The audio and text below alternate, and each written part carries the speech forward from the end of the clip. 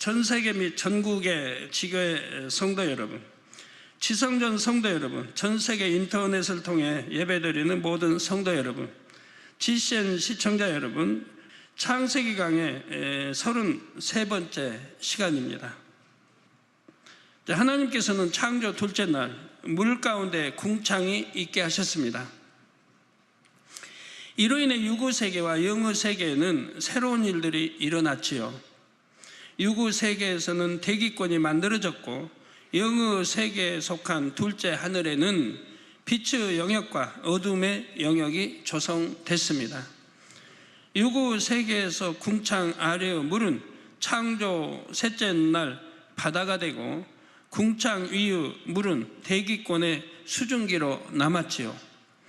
창조 넷째 날 해와 달이 창조된 후부터는 물이 순환하기 시작했습니다. 바닷물은 수증기로 올라가서 구름을 만들고 구름은 바람에 의해 세계 곳곳으로 이동하여 비를 내리지요. 이러한 물의 순환이 있기 때문에 모든 생물들이 물을 공급받아 생명을 유지할 수 있는 것입니다. 하나님께서는 물을 빛뿐만 아니라 눈이나 이슬 등의 다양한 형태로 내리게 하시지요. 하늘에서 내리는 이 모든 것은 원래 하나님의 은택을 상징합니다. 아버지 하나님께서는 사람을 비롯한 모든 생물들에게 유익을 주시기 위해 물을 다양한 형태로 내리게 하신 것입니다. 그래서 신명기 11장 14절에도 여호와께서 너희 땅에 이른 비, 늦은 비를 적당한 때에 내리시리니 너희가 곡식과 포도주와 기름을 얻을 것이오라고 했습니다.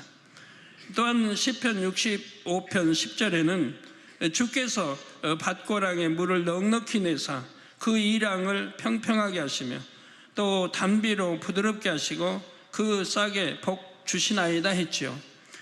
하나님께서 이 지구를 창조하셨을 때는 자연 만물이 공의 가운데 순환했습니다.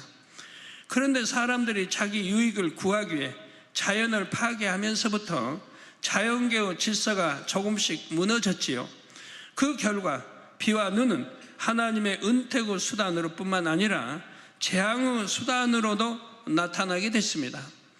원래 하나님께서 세우신 자연 질서 가운데에서는 비와 눈이 균형 있게 골고루 내렸습니다. 그런데 사람들이 자연 질서를 파괴하면서 불균형이 생기기 시작했던 것입니다.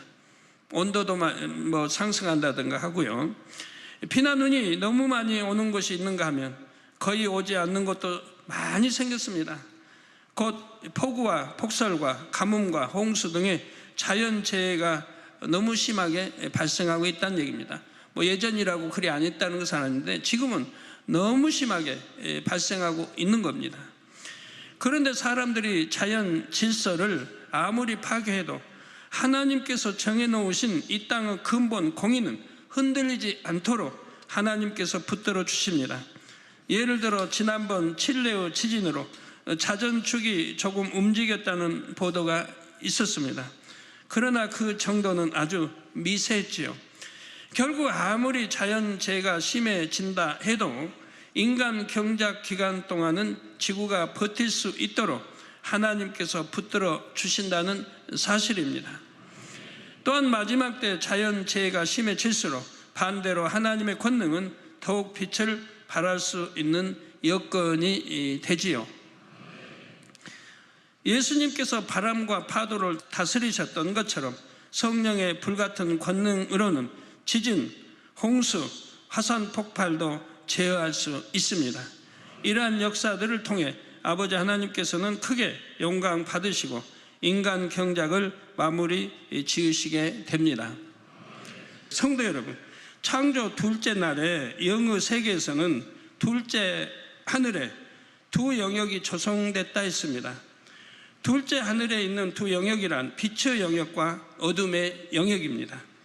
그런데 빛의 영역 안의 에덴 동산과 어둠의 영역은 서로 맞닿아 있음을 나타내는 성경 구절이 있습니다. 서로 맞닿아 있다는 것은 경계선을 중심으로 해서 한편은 어둠의 영역이요 한편은 에덴 동산이라는 의미이지요. 여기는 빛의 영역입니다. 에덴 동산은. 그래서 하나님께서는 경계선이 되는 곳을 지키게 하셨습니다. 바로 창세기 3장 24절에 이같이 하나님이 그 사람을, 아담과 하와를 쫓아내시고 선악과를 따먹고 범죄함으로 쫓아내셨다. 에덴 동산 쫓아내서 제1하늘 이 땅으로 내려오게 됐죠. 쫓아내시고 에덴 동산 동편에 그룹들과 두루 도는 화영검을 두어 생명나무의 길을 지키게 하시니라 했습니다. 이렇게 제2하늘에 맞닿아, 어둠의 영역, 빛의 영역이 맞닿아 있다는 말입니다. 동편에 이게 맞닿아 있어요. 그래서 이 동편, 이 출입구를 막으면 되니까 그룹들과 두루 도는 화영검을 두어서 두르지 못하도록, 어둠의 세계에 두르지 못하도록. 왜 두르면 생명나무 열매를 따먹기 때문에, 그러면 영생하니까 두르지 못하도록 지키게 하셨다 이 말입니다. 길목을 지킨다는 것은 그 길목에 침투할 수 있는 존재가 있다는 의미입니다. 그런데 성경에 보니 분명 하나님께서 에덴 동산 동편을 지키게 하셨다고 했습니다. 더 구체적으로 에덴 동산에 있는 생명나무의 길을 지키게 하셨죠. 이는 누군가가 생명나무를 노릴 수 있음을 의미합니다. 그러니까 아담 하와가 쫓겨나기 전에는 아담에게 하나님이 지배하고 다스릴 모든 이 권능을 주셨죠. 그래서 아담이 지켰다 이 말입니다. 두르지 못하게. 이제 아담이 쫓겨나니까 누군가 지킬 사람이 있어야죠. 그래서 바로 거기를 두루도는 화영검과 또 그룹들로 지키게 하셨다 이 말입니다. 창세기 3장 22절에 보면 하나님께서 그가 그 손을 들어 생명나무 실과도 따먹고 영생할까 하노라 말씀했죠. 여기서 그란 바로 범죄한 아담을 가리킵니다. 아담은 하나님의 명을 어기는 불순종의 죄를 범했죠. 그러니까 범죄하기 전에는 지금 생명이니까 영원히 살 수 있는 생명이에요. 그러니까 이 생명과를 따먹을 이유가 하나도 없는 거예요. 그런데 이제 이렇게 선악과를 따먹으러 사망일로 가게 되니까 이제 따먹으면 또 영생할 수 있는 거죠. 그러니까 참 처방시켜 버리죠. 아담은 하나님 명을 어기는 불순종의 죄를 범했고 그 결과 죄의 삭은 사망이라는 영계의 법에 의해 영생할 수 없게 됐습니다. 그런데 생명나무 실과를 따 먹으면 영생할 수가 있습니다. 에덴 동산에 오랫동안 살았던 아담은 이 사실을 알고 있기에 생명나무 과실을 따 먹을 수도 있지요. 그래서 하나님께서는 아담을 에덴 동산에서 이 땅으로 내어 보내신 것입니다. 그런데 아담을 내어 보내신 후에도 하나님께서는 그룹들과 두루 도는 화영검으로 생명나무의 길을 계속 지키게 하셨습니다. 이는 바로 악한 영들이 생명나무 실과를 따먹지 못하게 하기 위함입니다. 악한 영들도 둘째 하늘에 있고 에덴 동산도 둘째 하늘에 있다 했지요. 따라서 아담이 없는 에덴 동산을 악한 영들이 침노할 수도 있는 것입니다. 이런 이유로 하나님께서 그룹들과 두루 도는 화영검으로 생명나무의 길을 철저하게 지키게 하셨습니다. 이를 통해서 우리는 둘째 하늘에 빛의 영역과 어둠의 영역이 서로 맞닿아 있음을 알 수가 있습니다. 창조 둘째 날 궁창을 만드실 때 영의 세계에서는 이처럼 빛의 영역에는 에덴 동산이, 어둠의 영역에는 악한 영들의 처소가 만들어졌습니다. 제2하늘은 제1하늘보다 엄청 크고 또 제1하늘만 해도 은하계만 해도 얼마나 많이 있어요. 이 땅에 은하계만 하늘에. 거기에 이 지구는 한 점 이렇게 하면 하나 점에 불과한 것이고요. 그리고 둘째 하늘에는 이런 공간들 외에 또 다른 한 공간이 만들어졌습니다. 바로 유구 세계인 첫째 하늘과 영의 세계와의 완충지대 역할을 하는 특별한 공간이 있는데 이 공간도 이때 함께 만들어졌지요. 이 특별한 공간은 시간의 흐름이 정지됐고 아무런 움직임도 없습니다. 그래서 영적인 존재들이 이 공간을 통해 유구 세계를 순간에 오고 갈 수 있는 것입니다. 그래서 하늘의 천사 하면 하나님 보내시면 순간에 오는 거예요. 이런 특별한 성질을 가진 공간도 궁창에 있음을 기억에 두시기 바랍니다. 우리 주님도 승천하실 때 보면 어떻게 해요? 예, 구름 속으로. 꼭 성경에 읽어보시면 구약에 나시는 구름 속입니다. 우리 구름 아시죠? 나오고 들어가는 구름들 보셨으니까 그 위치 거기 이제 공간이 열리고 그냥 그 공간으로 들어가시는 거예요. 그러면 아버지 보좌에도 주님이 오르시고 승천할 때 아버지 보좌. 근데 사람들은 지식을 동원하니까 생각을 동원하니까 주님이 승천하셨다. 그럼 그냥 계속 올라가신 것만 알아요. 그게 계속 올라가 어디로 가요? 계속 올라가면 공기도 희박하고 또 영하 막 70도 100도로 떨어질 텐데 우리 하늘에 비행기 비행기 타면은 바깥 온도가 영하 70도 또 60도 뭐 40도 50도 70도까지 떨어집니다. 그 눈에 보이는 비행기 지나가는 거기 공간도 영하 70도인데 계속 올라가면 영하 뭐 100도 100 막 올라갈 텐데 우리 주님이 어떻게 그렇게 올라가세요? 얼어버리지. 몸에 물기가 있으면 가다 얼어버릴 거 아니에요? 사람들은 생각을 이래요. 무조건 그냥 올라만 가신 줄 알고 승천했으니까. 엘리야 불술에 뭐 타고 그냥 불술 타고 막 올라갔을까요? 계속 말도 다 죽어버리지. 그럼 떨어져 버리게. 참 우습죠. 그런데 바로 여러분이 늘 구름 나오고 사라지는 거 보신 거기까지 올라가서 거기서 구름 속으로 빨려 들어가서 바로 이 공간을 통해서 바로 제3하늘 우리 주님은 제4하늘 아버지 보좌가 있는 곳으로 올라가시게 되는 거죠. 예, 그래서 이런 특별한 성질을 가진 공간도 궁창에 있음을 기억해 두시고요. 따라서 하나님께서 창조 둘째 날에 궁창에 만드신 영의 공간은 크게 세 가지죠. 바로 빛의 영역과 어둠의 영역 그리고 시간의 흐름이 정지된 완충지대입니다. 그런데 본문 6절 전반절을 보면 하나님께서 물 가운데 궁창이 있어 물 가운데 궁창이 있어 물과 물로 나뉘게 하리라 하셨습니다. 이처럼 물 가운데 궁창이 있게 하신 데에는 영적인 의미가 담겨 있습니다. 물은 영적으로 하나님의 말씀이지요.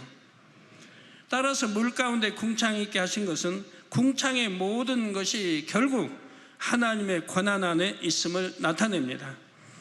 궁창을 만드실 때 조성된 공간들 곧 첫째 하늘의 대기권과 둘째 하늘의 두 영역과 완충지대까지 모두 하나님께 속해 있다는 사실입니다. 성도 여러분, 그러면 영의 세계에서 궁창 위의 물은 어떤 공간으로 갔을까요? 바로 둘째 하늘에 있는 에덴 동산의 강을 이루는 기초가 됩니다. 창세기 2장 11절에서 14절에 보면 에덴 동산에 있는 4개의 강이 나옵니다. 그런데 10절에 강이 에덴에서 바로 나요. 동산을 적시고 거기서부터 갈라져 네 근원이 되었으니 했습니다. 이는 네 강의 근원이 하나임을 말하지요. 바로 네 강의 근원을 이루는 물이 바로 본문에 나온 궁창 위의 물인 것입니다. 에덴에 있는 강의 크기는 이 땅에 있는 강과 비교가 안 됩니다. 에덴의 강은 폭도 이 땅의 강보다 훨씬 넓고 길이도 훨씬 깁니다. 따라서 강물의 양도 당연히 더 많습니다.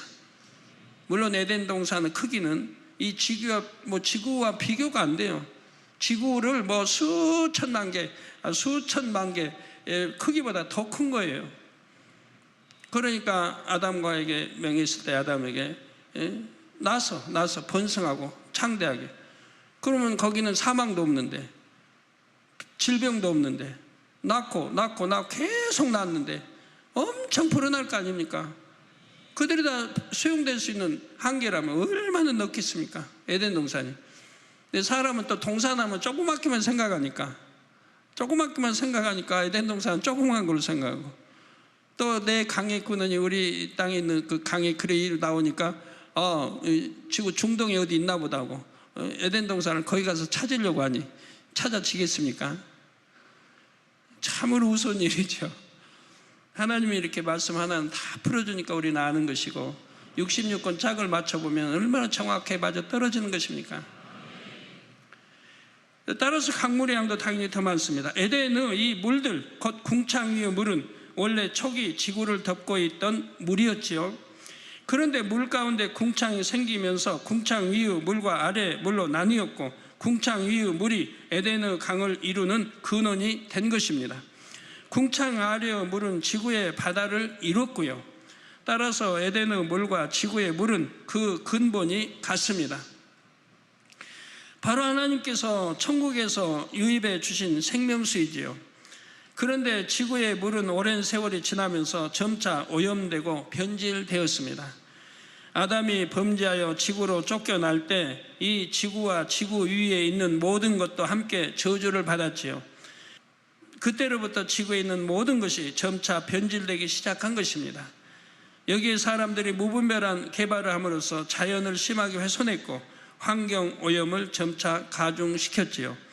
그 결과 자연계의 질서가 깨어졌고 기상이변과 자연재해가 빈번해지고 있습니다. 하나님께서는 처음에 지구를 아름답고 쾌적하게 만들어 주셨는데 사람들이 자기 욕심과 악으로 인해 지구를 오염시키고 있는 것입니다. 이런 지구와 달리 에덴 동산은 하나님께서 만들어 주신 처음 모습 그대로 유지하고 있습니다. 맑고 깨끗하며 아름답고 풍요로운 자연 환경이 처음에 조성되었던 상태대로 보존되어 있지요. 에덴의 강에 흐르는 물 역시 잘 보존되어서 맑고 깨끗하며 영롱한 빛이 납니다. 그런데 이러한 에덴의 물이 하나님의 섭리 가운데 이 땅에 쏟아져 내린 사건이 있었습니다. 바로 노아의 홍수이지요. 창세기 7장 강해 시 자세히 말씀드리겠지만 노아의 홍수 때에는 40일 동안 비가 내려서 가장 높은 산까지 물에 잠겼습니다. 그런데 지구에 있는 모든 물들로는 설령 극지방의 빙하가 모두 녹는다 해도 가장 높은 산까지 잠기지는 않습니다. 지구상에 있는 물만으로는 지구를 완전히 덮을 수 없다는 말이죠. 그런데 노아 홍수 당시를 설명한 창세기 7장 11절에서 12절을 보면 큰 기품의 샘들이 터지며 하늘의 창들이 열려 40주야를 비가 땅에 쏟아졌더라 했습니다.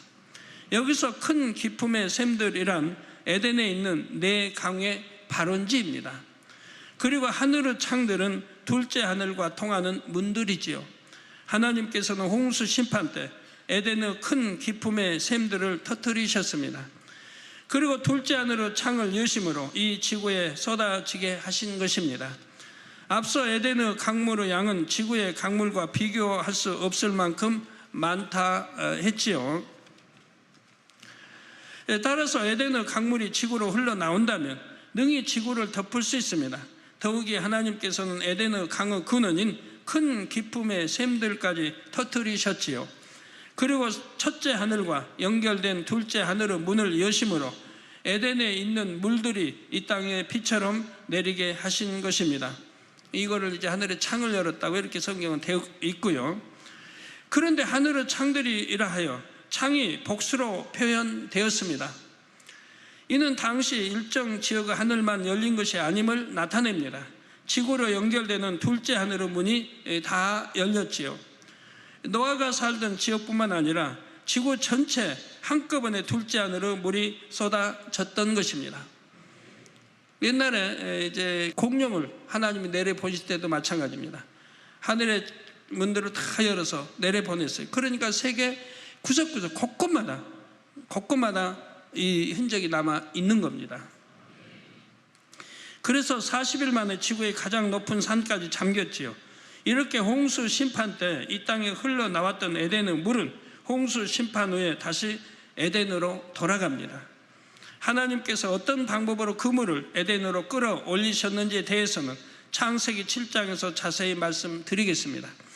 이 시간 여러분이 기억하실 것은 창조 둘째 날 궁창 위의 물은 에덴의 강의 근원에 모아졌고 그 근원으로부터 네 강이 발원했다는 점이죠. 그리고 노아의 홍수 때 하늘의 창들이 열려 지구에 쏟아진 물이 바로 그 사실을 증명한다는 점입니다. 성도 여러분, 둘째 하늘의 존재에 대한 또 다른 증거가 있습니다. 그것은 바로 이스라엘 백성들이 출애굽 후 광야 생활을 할 때 먹었던 만나입니다. 19세기의 어떤 식물학자는 이 만나에 대해 시나이 반도에 서식하는 식물이 진디에 의해 찔렸을 때 나는 수액이 굳은 것이라고 주장하기도 했습니다. 또한 시나이 반도나 중동 지역에서는 잣나무 가지에서 채취한 구슬 모양의 열매를 천상의 양식이라는 이름으로 판매하기도 했지요. 그러나 만나는 이 땅에 있는 어떤 식물의 열매가 아닙니다. 성경에는 분명 만나가 하늘에서 비같이 내렸다고 했습니다. 출애굽기 16장 4절에 때 여호와께서 모세에게 이르시되 보라 내가 너희를 위하여 하늘에서 양식을 비같이 내리리니 백성이 나가서 일용할 것을 날마다 거둘 것이라. 이같이 하여 그들이 나의 율법을 준행하나 아니하나 내가 시험하리라 말씀했습니다. 여기서 하늘이란 바로 둘째 하늘이지요. 시편 78편 23절 24절에는 그러나 저가 즉 하나님께서 오히려 위의 궁창을 명하시며 하늘 문을 여시고 위의 궁창을 명하시며 하늘 문을 여시고 저희에게 만나를 비같이 내려 먹이시며 하늘 양식으로 주셨나니 라고 말씀했습니다. 여기서 나온 위의 궁창도 둘째 하늘입니다. 우리 위의 궁창은 둘째 하늘을 말하고 있습니다. 이처럼 성경은 만나가 둘째 하늘로부터 내려온 것임을 말하고 있습니다. 아니로 간다면 만나가 어디서 내려왔겠습니까? 바로 둘째 하늘 그 위치에서 또 제3 지대를 통해 그런 것들이 내려오고 있는 것이죠. 아니라고 하면 도대체 어디서 내려와요? 하나님께서는 광야에 이슬이 내릴 때 둘째 하늘 문을 열어 만나를 함께 내려주셨지요. 해가 뜨고 이슬이 마른 후에 보면 작고 둥글며 서리 같은 만나가 있었습니다. 이 만나의 모양은 진주처럼 생겼고 맛은 꿀 섞은 과자 같았지요. 이스라엘 백성들이 이 만나를 거두어서 맷돌이나 절구로 가루를 내어서 음식을 만들어 먹었습니다. 출애굽기 16장 35절에 보니 이스라엘 자손이 사람 사는 땅에 이르기까지 40년 동안 만나를 먹되 곧 가나안 지경에 이르기까지 그들이 만나를 먹었더라 했습니다. 하나님께서는 이스라엘 백성들에게 40년 동안이나 양식을 친히 공급해 주신 것입니다. 여호수아 5장 12절에 보면 그 땅 곧 가나안 땅 소산을 먹은 다음 날에 만나가 그쳤으니 이스라엘 사람들이 다시는 만나를 얻지 못하였고 그 해 가나안 땅의 열매를 먹었더라 했지요. 이것만 봐도 만나는 하나님께서 보내주신 것임을 알 수가 있습니다. 이스라엘 백성이 가나안 땅에 들어가서 그 땅의 소산을 먹게 되자 정확하게 그 다음 날부터는 만나가 내리지 않았지요. 그래서 다시는 만나를 얻지 못한 것입니다. 따라서 여러분이 중동 지역을 여행하시다가 만나라고 팔고 있는 식물을 본다 해도 그것은 진짜 만나가 아님을 아시기 바랍니다. 만나는 하나님께서 둘째 하늘에서 내려주셨고 이스라엘 백성이 광야 생활을 했던 40년 동안만 내렸습니다. 둘째 하늘에 있는 에덴 동산은 영의 세계에 속하지만 온전한 영의 세계는 아닙니다. 육의 사람이 본다면 볼 수 있고 만지고자 한다면 만져지는 영의 세계이죠. 그래서 만나가 둘째 하늘에서 내려온 식물임에도 육의 사람이 먹을 수 있었던 것입니다. 성도 여러분, 예수님의 탄생 시 동방 박사들을 인도했던 별도 둘째 하늘의 별입니다. 마태복음 2장 9절에 박사들이 왕의 말을 듣고 갈새 동방에서 보던 그 별이 문득 앞서 인도하여 가다가 악이 있는 곳 위에 머물러 섰는지라 했습니다. 하늘의 별이 동방 박사들의 보좌에 맞춰서 가다 서기를 반복했고 목적지에 다다랐을 때는 멈춰섰죠. 동방 박사들이 지금 베들레헴에 걸어가고 있는 거예요. 그런데 잠도 자야 할 거 아닙니까? 밤이 되면 잠도 자고 그러면 별도 거기 이제 수도에 있어야 하고 가다가 쉬면 또 수도에 있어야 하고 식사할 때 또 가다가 수도에 있어야 되고 이래야 할 거 아닙니까? 그래서 서기를 반복했고 목적지에 다다랐을 때는 멈춰섰지요. 이 별이 만일 첫째 하늘의 별이라면 천체의 질서를 깨트림으로 인해 엄청난 문제가 발생했을 것입니다. 그리고 그런 이제 우리 하늘의 그 별이 만약 이동을 해서 온다면 너무 거리도 멀고 어느 장소인지 알 수가 없는 거예요. 그 높은 데서 이동한다고 해도 그거 보고 그걸 따라가기가 쉽지 않은 거고요. 그걸 통해서 예루살렘이나 베들레헴을 찾아갈 수가 없는 거예요. 그러나 우리 에덴 동산에 문을 열어서 하나님이 이렇게 이제 공간을 열어서 하면은 우리 눈앞에 가까이도 별의 이동에 갈 수가 있다는 얘기입니다. 첫째 하늘의 별들은 설정된 경로대로 질서 있게 운행하기 때문입니다. 따라서 당시 박사들을 인도한 별은 첫째 하늘의 별이 아님을 알 수가 있습니다. 하나님께서는 둘째 하늘의 별을 움직이심으로 첫째 하늘에는 어떤 영향도 주지 않았던 것입니다. 그리고 별이 움직이는 둘째 하늘의 공간을 열어서 박사들의 눈에 보이게 하신 것이지요. 하나님께서는 이러한 별의 이동을 우리에게도 수없이 보여주셨습니다. 나란히 동시에 이동하는 세 개의 별, 지그재그로 이동하는 별, 서로 역방향으로 이동하는 별 등 첫째 하늘에서는 잊기 어려운 별의 이동을 우리에게 수차례 보여주셨습니다. 바로 그때 이동한 별들이 둘째 하늘의 별들입니다. 그 순간 하나님께서 둘째 하늘의 공간을 열어서 우리에게 보여주셨다는 사실입니다. 재밌는 것은 제가 이제 처음 별들 하나님 보라 할 때 이렇게 보는데 별이 하늘에서 날아가다가 빠르게 가죠. 앞에가 별이 분명히 있는데 곧찬 걸로 가는 거예요. 그럼 저희 생각은 부딪히겠다. 그 넓은 공간에 부딪힐 리도 없는데 그런 생각 순간에 하면 별이 가다가 쫙 방향을 틀어서 싹 돌아가지고 또 가는 거예요. 그래서 바로 우리 제1하늘에서는 있을 수 없는 일들인데 바로 제2 하늘의 문을 열어서 우리가 볼 수 있도록 거기는 자유자재로 별의 이동을 그렇게 할 수 있다는 얘기입니다. 이걸 통해서 바로 동방박사들을 베들레헴으로 인도를 했던 것이죠. 그때는 나침반이 있습니까? 지도가 있습니까? 바로 하나님이 별을 통해서 지시하시고 계시해서 바로 별을 따라가게 하시고 우리가 예수님이 나신 그 마국간을 찾아가도록 하셨던 것이죠. 그 순간 하나님께서 둘째 하늘의 공간을 열어서 우리에게 보여주셨다는 사실입니다. 아버지 하나님께서는 우리가 영의 공간을 느낄 수 있도록 이 밖에도 여러 기사와 표적을 보여주셨습니다.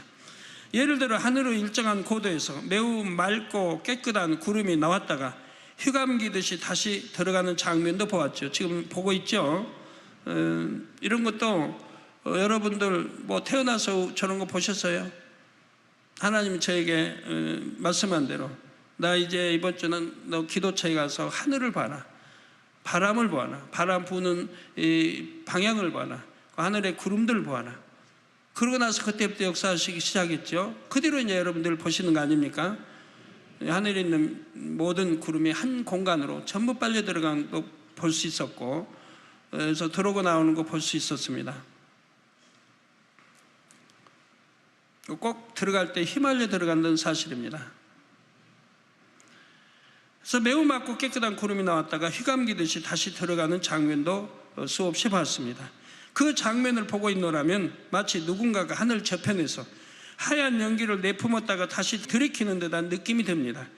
그런데 성경 곳곳에도 영의 세계로 통하는 일이 있을 때 구름이 등장하는 것을 볼 수가 있습니다. 먼저 우리 예수님께서 3명의 제자와 함께 변화산에 오르셨을 때이지요. 마태복음 17장 5절에 보면 호련히 빛난 구름이 저희를 덮으며 구름 속에서 소리가 나서 가로되 이는 내 사랑하는 아들이요 내 기뻐하는 자니 너희는 저의 말을 들으라 하는지라 했습니다. 그리고 주님께서 부활하신 후 승천하실 때도 사도행전 1장 9절에 저희 보는 데서 올리워 가시니 구름이 저를 가리워 보이지 않게 하더라 했죠. 저희 보는 데서 올리워 가시니 구름이 저를 가리워 보이지 않게 하시더라. 네, 보이지 않게 하시고 바로 영의 공간으로 쑥 들어가 버리시는 거예요. 안 그런다고 하면 어떻게 되겠어요? 사람이 굉장히 의문에 빠지고 성경 앞으로 푸는데 지장이 많죠. 구름이 없고 올라오면 계속 올라가야 되는데 올라가다 탁 사라져 버립니다. 그러면 사람들이 어떻게 생각하겠어요? 분명히 올라가는 것이 보이는데 올라가다가 난 그 자리에서 없어져 버렸어요. 그래서 그런 의문점 남기지 않도록 구름으로 꼭 예배해서 구름 속으로 빨리 들어가 사라지는 것을 보게 되죠. 또한 마가복음 13장 26절 등에 주님께서 공중 강림하실 때 구름을 타고 큰 권능과 영광으로 오는 것을 사람들이 보리라 했습니다. 구약시대에도 하나님께서 친히 강림하실 때는 항상 구름이 나타났음이 출애굽기 19장 9절 등에 나오죠. 이처럼 영의 세계로 통하는 문이 열릴 때 구름이 함께 등장하는 것을 볼 수가 있지요.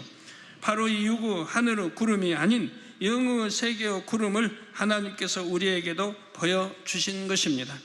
그래서 눈에 보이는 이 세계가 다가 아니요 영의 세계가 분명히 존재함을 우리로 깨닫게 해주셨다는 사실입니다. 사랑하는 성도 여러분, 6일 창조 동안 5일은 그 만드신 것이 하나님의 보시기에 좋았더라고 나옵니다. 단 창조 둘째 날만은 성경에 좋았더라는 표현이 안 나오죠. 이게 좋았더라 좋았다 쭉 나오는데 바로 둘째 날만은 좋았더라는 표현이 안 나온다 이 말이에요. 그 이유는 무엇일까요?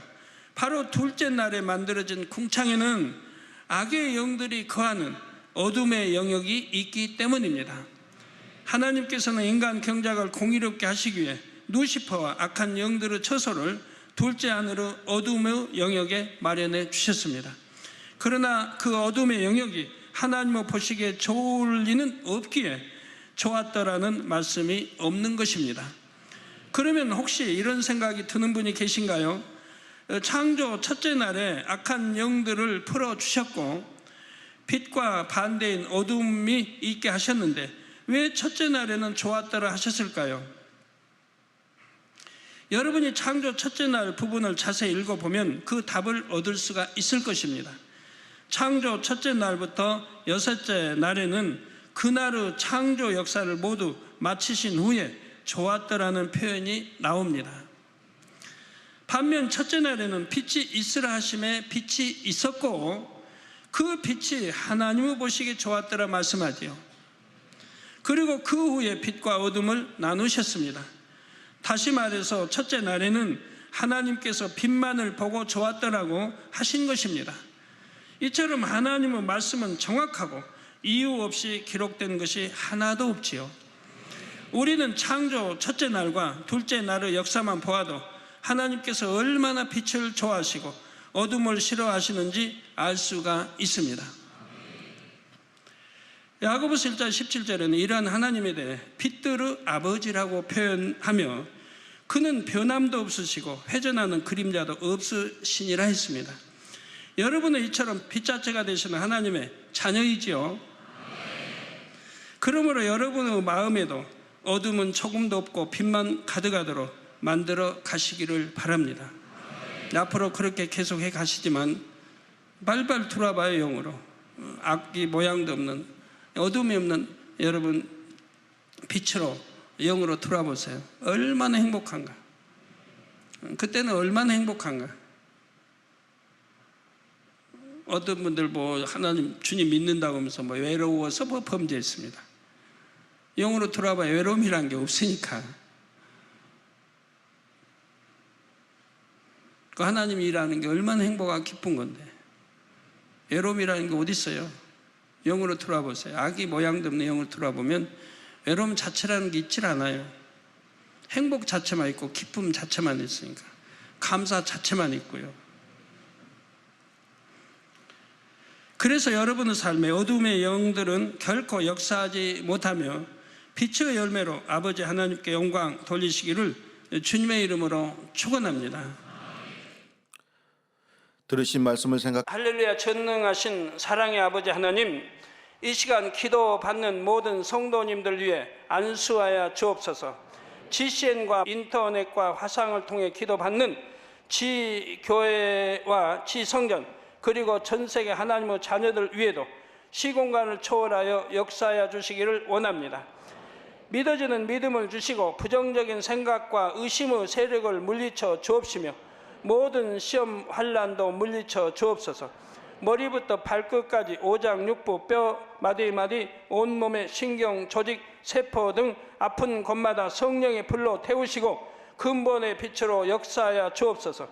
예수 그리스도의 이름으로 명하노니 원수마귀 사단 모든 질병 균 연약함아 물러가라. 빛이 임하라. 모든 불치 난치병도 성령의 불로 태워 깨끗하게 역사하여 주옵소서. 말라리아를 비롯한 모든 풍토병도 물리쳐 주옵소서. 감기, 기침, 열, 몸살, 독감 등 각종 유행성 질병도 다 물러가라. 어떠한 유행성 질병 균도 틈타지 않게 지켜 주옵소서. 위암, 폐암, 간암, 유방암, 자궁암, 대장암, 피부암 등 각종 암과 에이즈, 백혈병, 뇌졸중, 고혈압, 저혈압, 심장병, 폐병, 위장병, 당뇨, 부인병, 피부병, 갑상선 질환과 모든 염증도 깨끗게 하여 주옵소서. 소아마비, 중풍, 관절염, 디스크도 온전케 하여 주옵소서. 요통, 두통, 신경통을 비롯한 모든 통증은 사라질지어다. 간질, 자폐증, 우울증, 조울증, 노이로제 등 모든 정신질환도 물러가라. 모든 마비된 것도 풀어지고 일어나 걷고 뛸지어다. 눈도 잘 보이게 하옵시고 귀도 잘 들리게 하여 주옵소서. 소경은 눈을 뜨고 기머거리는 들으며 벙어리는 말할지어다. 각종 사고, 후유증도 깨끗게 하시고 부러진 뼈도 붙여 주옵소서. 화상 입은 것도 온전케 하옵소서. 화기야 물러가라. 열도 물러가라. 아버지 흉터도 나지 않게 역사해 주시기를 원합니다. 마약을 비롯하여 각종 약물과 독극물 중독도 깨끗함을 입을지어다. 죽은 신경과 세포가 살아나며 죽은 자도 살아나게 하여 주옵소서. 잉태의 축복도 주시기를 원합니다. 잉태 축복을 받으라. 예수 그리스도의 이름으로 명하노니 원수마귀 사단아, 하늘 공중 곳에 잡은 악의 영들아 물러가라. 그의 사자들도 물러갈지니라. 이 땅의 악한 영, 더러운 영, 거짓되고 간사한 영, 이간질하고 미혹하는 모든 어둠들은 물러가라. 모든 흉악의 결박을 풀고 어둠아 물러가라. 빛이여 임하라. 아버지 하나님, 부르짖어 기도할 수 있는 능력을 주시고 죄를 버리고 성결될 수 있는 능력을 주옵소서. 영혼이 잘됨같이 범사에 잘되게 하시고 가정의 복음화도 이루어 주시기를 원합니다. 한 주간도 모든 사고와 재앙으로부터 지켜주시고 불통이 없는 형통한 삶을 살 수 있도록 축복해 주옵소서. 성령의 불담으로 천군 천사와 주님의 불꽃 같은 눈동자로 모든 하나님의 자녀들과 가정, 일터, 사업터를 지켜주시기를 원합니다. 학생들에게 지와 명철을 더하시고 공부도 할 수 있는 뜨거운 마음과 열정도 더하여 주옵소서. 마음과 생각을 세상에 빼앗기지 않도록 지키시고 하나님을 뜨겁게 사랑하는 학생들로 축복하여 주옵소서. 하나님의 자녀들이 먹으나 마시나 입으나 무엇을 하든지 하나님 앞에 영광 돌리는 삶이 되게 축복하여 주시기를 원합니다. 나는 하나님을 만났노라, 체험했노라, 응답 받았노라, 축복 받았노라, 간증하는 입술이 되게 역사하여 주옵소서. 아버지 하나님 감사합니다. 홀로 영광 받으옵소서. 우리 주 예수 그리스도의 이름으로 기도하옵나이다. 아멘.